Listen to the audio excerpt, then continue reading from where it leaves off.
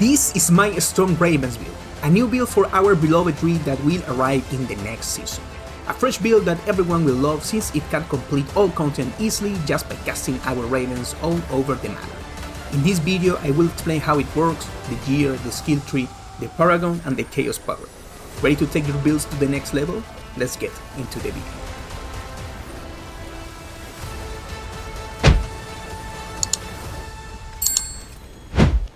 Hey my fellow druids, today I'm bringing you my new Stormravens build for the next season. I've been very satisfied with the final results of these builds. I don't think this build will suffer any kind of nerfs. In fact, I believe it will be even stronger than what I am showing here. This version doesn't have any kind of bug, and we are not using overabundance either, since most likely that power will be nerfed. In any case, overabundance will have to be integrated into this build, because even if it gets nerfed, it will still increase the final DPS of this build anyway. Okay, our key item for this build will be Godline's Helm. This helm with this build creates a spectacular synergy because with the Mighty Storm aspect, we can benefit from the 3 passive at the same time: Perfect Storm, Earth and Might, and One with Nature. That's what makes this a very strong build with very high DPS. The skill that benefits the most here will be Ravens, because with their new uniques plus the Stormcrow aspect, they will be boosted by multiple passive, aspects, buffs, items and paragon. In the following section, I will explain in detail the most relevant things about this build so it works correctly. Let's start with the helm. Of course, it Godlines. The most important affix to raise it will be Humanity ranks, since they give us damage and damage reduction in human form. It also unlocks a passive called Anima of the Forest, which gives us 50% attack speed for 15 seconds, so we will have it activated most of the time in battle. Shroud of False Dead as a chest, for me it's irreplaceable, but for farming, Iridas can be very good to pull mobs together and optimize DPS. For gloves, we will use Mjolnir Ring. Why do we use Mjolnir Ring in this build?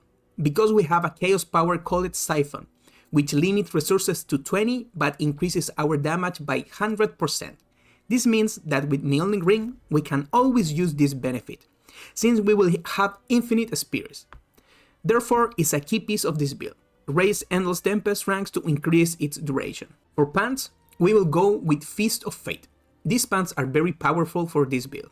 They give us attack speed and max lucky hit so we can trigger that 360% random damage on one of our hits. Why is this item so powerful for our build? Because the Feast of Fate passive works as separate damage. It's not additive. It multiplies the final damage after all multipliers like passives, paragon, etc. On top of that, we have very high lucky hit and our skill is hitting all the time, so we will see very high numbers on a screen from time to time, up almost 1.5 trillion. On boots, we will use our new item for ravens. Honestly, I don't like the affixes on the item too much, but raise the raven ranks, since the chance to deal double damage can also appear on weapons. Between those 3 slots, you should aim for 90%, which is ideal. For weapons, use the Stormcrow aspect, which makes our ravens deal lightning damage, so they become a storm skill as well. This aspect is mandatory, because this way we will be benefiting from all 3 passives: Perfect Storm, Earth and Might, and One with Nature. Here I use Overcharge. This aspect says that when dealing direct lightning damage, our storm skill increases their damage by up to 80%. This aspect synergizes with Stormcrow, since Stormcrow makes our ravens a storm skill. The direct lightning damage doesn't come from ravens, since they don't count as direct lightning damage. The skill that triggers the direct lightning will be Cataclysm. That way our storm skill ravens benefit from this aspect. It's better than Stampede, which adds less damage. For the amulet, go with Willpower, Envenom, and Call of the Wild. Very strong passive for this build. The aspect here will be Shepherd, which increase our raven damage for each active companion. Very strong. This ring with Retaliation seems better to me than Starless Sky if you have good affixes, like Willpower and especially attack speed with GA. Retaliation works for this build because thanks to the Chaos unique power, our companions work as a core skill, so Retaliation gives more damage than Starless Sky. The other ring needs all resistance, so we can cap them with Paragon. The aspect here will be Mighty Storm, which makes storm skills benefit from the Earth and Might passive. For armor, with these gems plus Gatlens, you should already be able to cap resistances, plus an instance to raise all res and armor.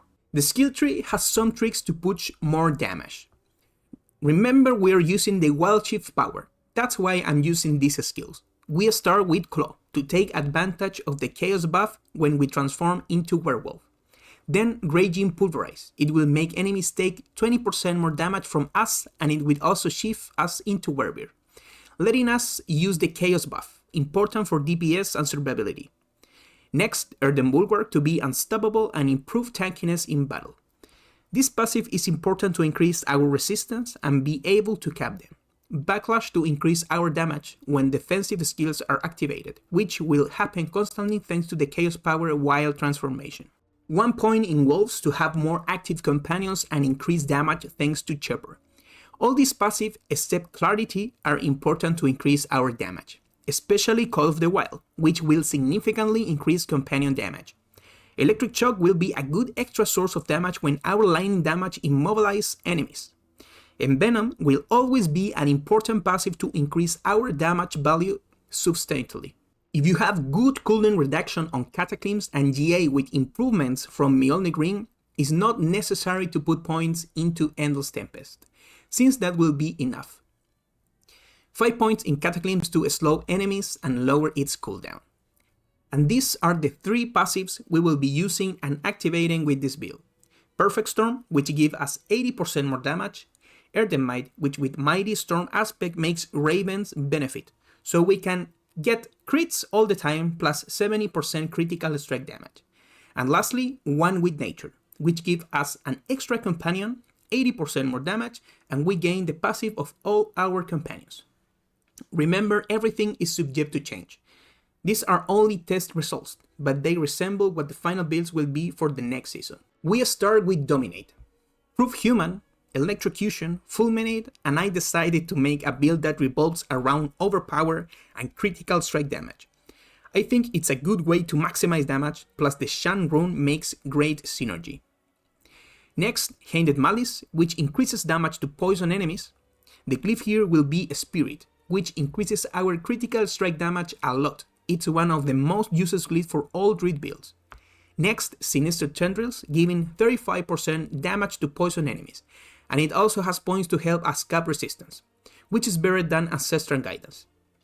The glyph here will be Keeper, which increases non-physical damage by 50%.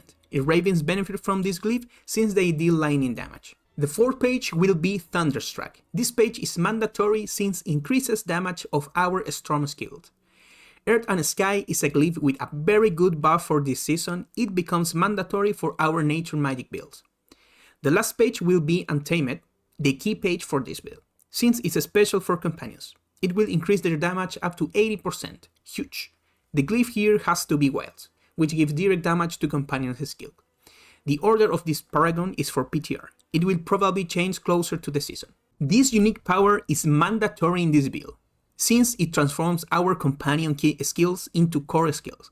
They will receive all the buffs from core passives. No cooldowns, they cost spirit, and they increase their damage by 60%.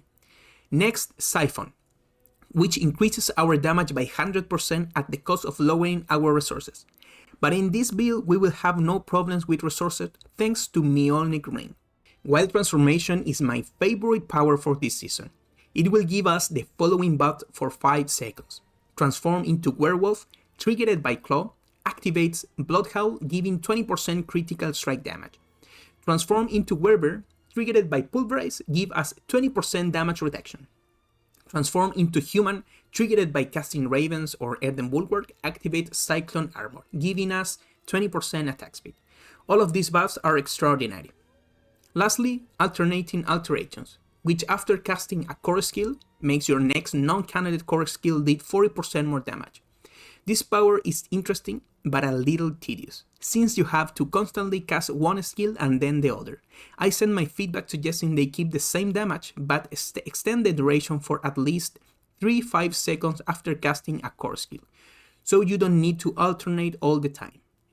Remember, these powers can change in the future, since they are all subject to updates. Alright my dear druids, that's it for the video of my Stormravens build. I hope you like it. Any questions, let me know in the comments. If you enjoyed the video, don't forget to like and subscribe. See you in Sanctuary.